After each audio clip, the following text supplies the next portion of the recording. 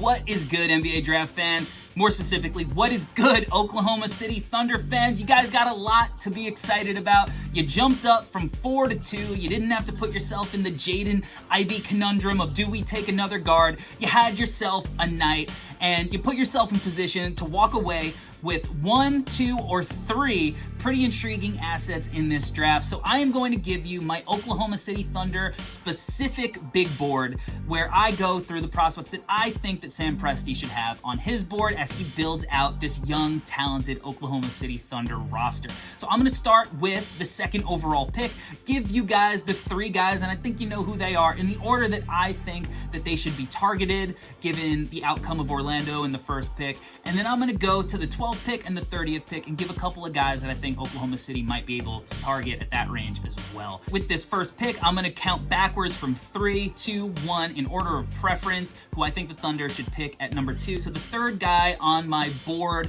for this second pick is going to be Jabari Smith Jr. Now, I know what you're thinking. Jabari Smith Jr. could go number 1, and it's certainly possible. That's up in the air. But Jabari is going to offer a lot of shooting at 6'10" with awesome defensive potential as a perimeter defender, and then I also think he's going to show that he has a little bit more rim protection as well when he's not playing next to Walker Kessler, one of the most historic college big men shot blockers in the country.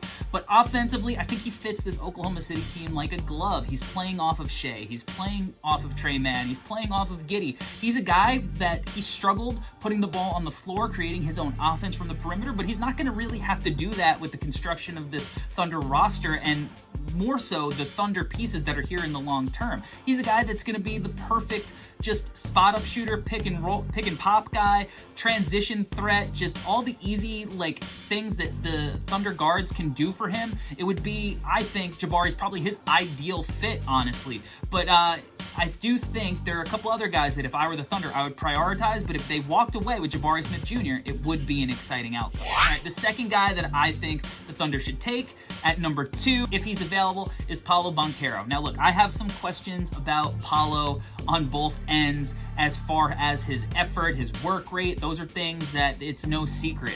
He showed that throughout the college year, but he also showed, especially in the tournament, that when he's laser focused, you could see the superstar seeping through his pores. He could do it off the bounce. He could do it in the post. He could do it as a playmaker. The kid at 6'10", 250 has guard skills, and when you look at the playoffs, you see big wings are dominating. And that's what he could be. He could be this bridge between being a big and being a wing. And he doesn't get in the way of OKC's guards. You know, he's got this positional size to play the forward position, and there's no overlap like there might be with Ivey. So I think that he could be a legitimate number 1 or number 2 option next to SGA if he's in the Thunder's long-term plans, and I think that he should be. So I think that there's certainly questions about him, but I think that OKC is the ideal scenario for him to grow as a basketball player too. So I think his talent is just so overwhelming that he has to be the second choice. That leaves the number 1 choice being Chet Hombre. Now, I know that some people are going to say that Chet is too skinny. How is he going to hold up? We already have Poku.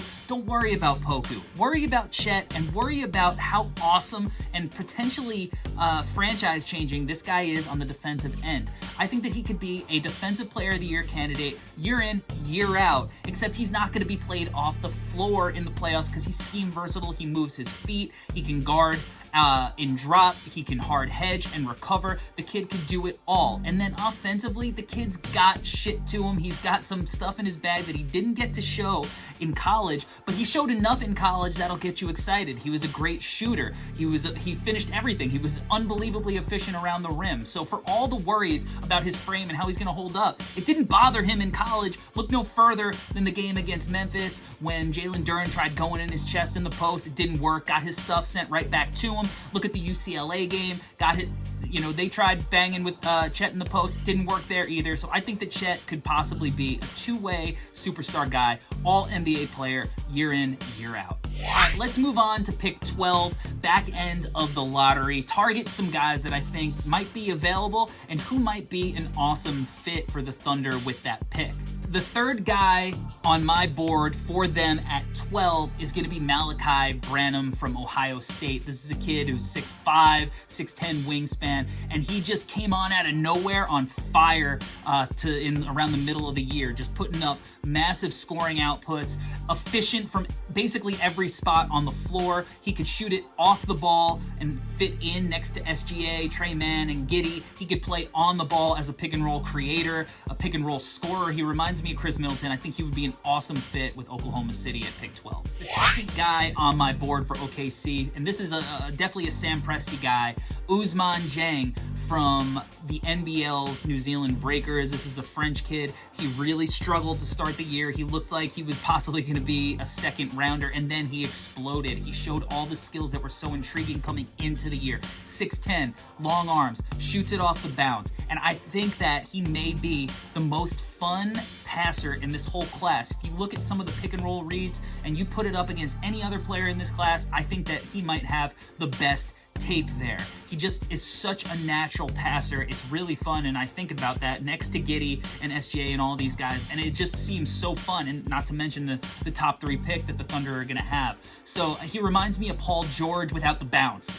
So I think he's got to get stronger. I think it's going to be something that's going to take time with him, but I think if you're patient, he can really pay off and turn himself into an all-star level player.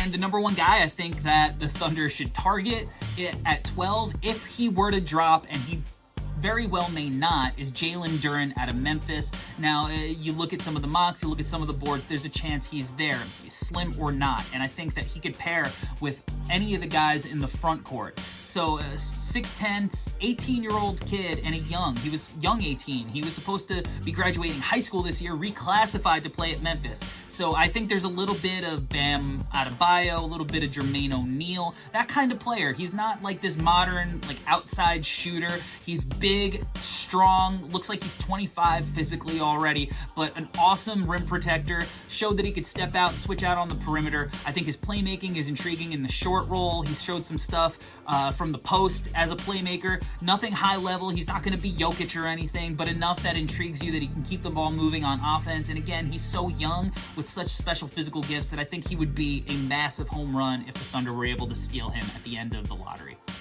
And closing out the first round for the Thunder, there are a few guys that I think would be awesome gets for the Thunder. Number 3 on my board for the Thunder with the 30th pick would be Jake Laravia out of Wake Forest. This is a kid, 6'8", 6'10" wingspan, was massively efficient this year as a cutter, spot-up shooter, just really reads the game in a really smart way offensively.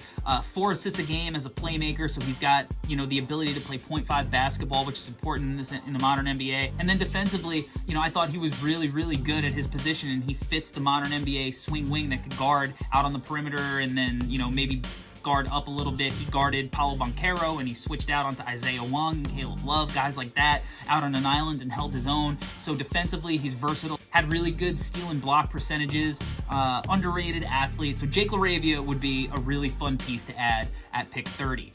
Number 2 on my board for the Thunder at 30, it's Michigan State's Max Christy. Now, Christy was definitely a little bit underwhelming as a freshman, but he's got a great frame, and he has the look. You look at the jumper, and even though the percentages didn't hit this year, you just know he's going to be a good shooter in the league. The jumper is fluid, it's pretty, there's nothing functionally wrong with it. He can shoot it off movement, he's got a little bit off the bounce. I believe in this kid's shot long term, and when you're picking at 30, you have a little bit of leeway and development time for a guy like Christy. I think he's got a good frame on him, so he's going to be able to defend a few different positions. And again, I think that he's a kid who doesn't need the ball in his hands a ton, playing off of all of the playmakers that the Thunder are going to have on this roster. So you can just have him run off movement, space the floor, cut, keep the game simple, and score buckets without needing the ball in his hands. And then finally, the last guy to target at 30, if he's still on the board, and depending on, he's trending up right now, so depending on where you look, he may be taken, he may still be there, but Jalen Williams from Santa Clara, this kid, 6'5", 7'2" and a half wingspan, unbelievable pick and roll passer. Just the poise he showed this year running the offense for Santa Clara. As a shooter, he's able to shoot it off the bounce in isolation or coming off screens, and then he was in the 97th percentile per synergy in spot-up shooting. So this is a kid who can kind of do it all. He has the defensive intangibles and the measurements to guard up and down a lineup. I think personally that this is a kid who has lottery-level talent. He just wasn't, shown on a big stage. I don't think he's going to go in the lottery, but I think he's that talented. I think he's going to have massive value for a team that steals him. And if he's available at 30, that is an absolute no-brainer home run for the Thunder.